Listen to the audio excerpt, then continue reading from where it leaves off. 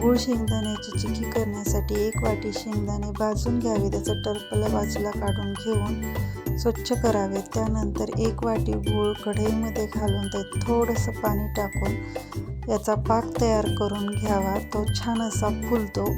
अधूनमधून ढवळत राहून तो चेक करायचा आहे. त्यासाठी एका वाटीमध्ये पाणी घेऊन त्याच्यात पाक घालून घ्यायचा आहे. जेव्हा त्याची तार अशी कट तुटते तेव्हा त्याच्यामध्ये शेंगदाणे टाकून ते मिक्स करून घ्यायचं आहे.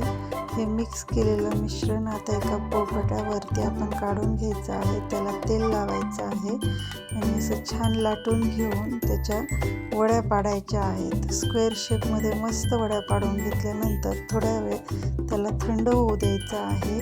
थंड झाल्यानंतर याच्या छान अशा वड्या पडतील आणि आता ही आपली छान अशी शेंगदाण्याची चिक्की तयार होते.